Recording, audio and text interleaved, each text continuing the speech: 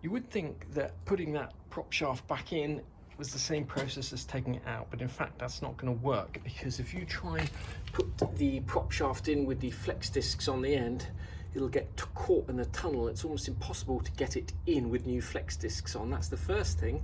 And the second thing is, if you try and put that prop shaft in with this tightened up, you won't be able to clear these ends over the actual bits that go inside them. So what you have to do is loosen this and then loosen this and then basically compress it in to make it shorter, which is what we're going to do now. First thing we're going to do is put this rear flex disc on and torque these bolts up to 45 Newton meters.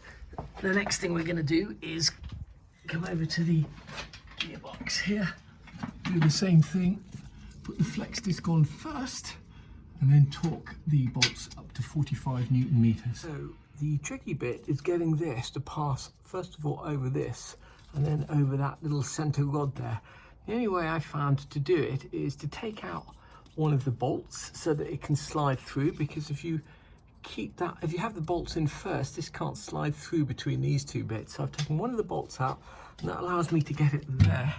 And I'm hoping now I can just jack up the gearbox a little bit and get that to slot in. Okay, finally we've actually got that over the centered there. It took ages to get that flange over the gearbox shaft, and the reason was because I'd loosened this off too much, and if you loosen it off too much, this black dust cover gets compressed to the maximum, which means you can't slide this shaft in as far as you need to get it to clear the gearbox shaft. So the secret is only undo that as much as you need to get the two things to slide freely. Don't do it so much that this gets completely compressed, otherwise you will not be able to line those two things up. Got all of these bolts on, they're all torqued up to 45 Newton meters. We're just putting the central bearing bolts on. There's two of them, they're torqued up to 25 Newton meters. And then you've got to remember, once you've sat the car down and this is all in the right position, basically this car's on a 4-post ramp that normally you'd put the car on the ground so it sits on the suspension, because there is some movement in this prop shaft and in the gearbox. Just a word of advice, when you're coming to put these bolts in here, it's a really good idea before you put them in to make sure to oil them and grease them. Take out the little metal fittings. These metal fittings here just slide out, oil them and make sure the bolts go in and out nice and easily, because it's quite fiddly getting those bolts in. You've got to make sure that the gearbox is jacked up there to raise the height of this to the correct height. That makes life a lot easier. And last but not least is just tightening this up here to the torque spec is 35 Newton meters, I do believe. But we're going to do it with one of these adjustable wrenches here, and that's going to be tight but not over tight, because you're not going to be able to get a torque wrench on that spanner. So I'm just doing this with an adjustable wrench, which works absolutely fine. To make life easier, we've also dropped the exhaust down, just taking it off the hangers here and also on the end. If you were doing this on the ground, this exhaust would be slightly lower, which would make life even easier.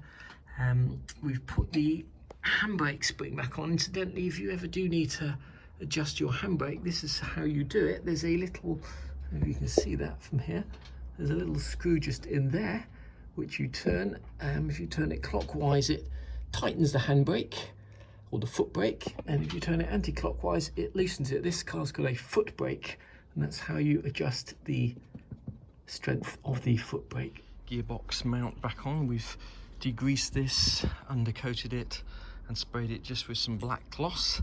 And that's a 19mm nut on there.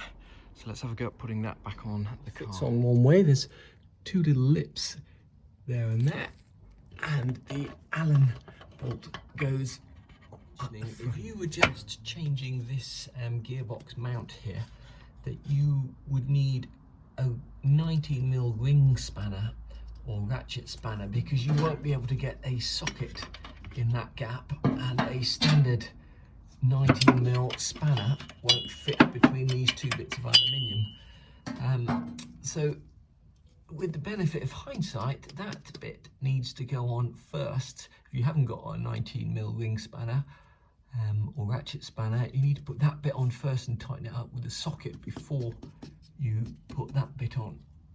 The last bit to put on is the metal housing. Make sure that all the bolts go in freely, because this was likely to be rusted, and if you've painted it, you may have got paint on the threads, or people may have put underseal on the car. So just make sure that these all turn freely and that you've put oil on each and every screw, because you don't want to be doing this when you're upside down under a car and messing about trying to get the screws to fit. Okay, getting this plate on is a bit trickier than it looks. First of all, you're going to have to make sure that you've got a jack or something under there, so you can jack this gearbox all the way up so that these holes actually match up. The first thing to do is to put these two bolts in, just so it holds the plate, remembering which way these little funny washers go in, and that will stop the plate going down. And then to get a couple of these bolts in really loosely, just to stop the plate falling down. Now these are all going to be torqued to 25 Newton meters, so we're just going to put a couple in sort of tight, finger tight, and then we're going to go around with the socket and tighten them up, and then we're going to go around and torque them up to the proper spec.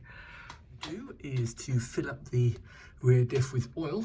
We drained out about 1 litre of oil, and the oil that we're going to be putting in there is Mobile 1 75W90. So I've just got to make sure that that's in nice and tight, and then we're going to undo that one and figure out a way to get the oil in there. Top up the rear diff oil is with a big syringe capable of pumping oil, but if you don't happen to have one of those, you can basically make your own Heath Robinson device. Now this here is just the tube from one of the very cheap petrol canisters, and we're going to just take this top bit off, just slide straight off like so, and this end bit fits exactly into that rear diff hole. That end bit of that pipe fits in there, and then we've got this bit here. Some of this Mobile 1 oil into a standard washing up liquid bottle, an empty one obviously. We've cleaned that out really thoroughly, washed it out with a bit of oil as well, and we're just going to very carefully squirt oil into there, and we'll know when it's full because oil will start dribbling out of here. So we're just going to have a bucket underneath to catch that. So it's a bit Heath Robinson, but it should work. By far the hardest thing is actually filming this with one hand. So you've got oil running out of the rear diff like that. All you've got to do now is put the plug back in, tighten it up, and that should be job done and time for a road test. Figure out why I couldn't get this plug back in, and the reason is that there was an old seal ring jammed in there, which is sort of crossing on the threads. Now it just so happens these nuts here that hold on the flanges for the rear diff, so we're going to use one of those seal rings and put it over there. We'll put the part number for that seal ring in and tighten that up. Got rid of as much of the excess oil as we can. It's time to get this car down off the ramp and to give it a little road test, and then get back onto the red SL and fix some of those leaks. And that really SL was flat as a pancake, so we'll take that home and charge it. But the car did drive out okay, no strange sounds. Okay, we're going to go and have socially distanced drinks with the neighbours now. We'll give that car a proper test drive tomorrow, just check for any oil leaks.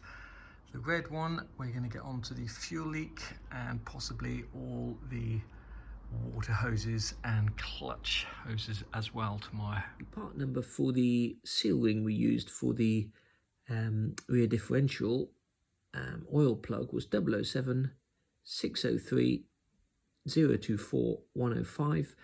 We bought 2 of them. I suspect that those seal rings are actually one for the rear diff oil and one for the gearbox oil.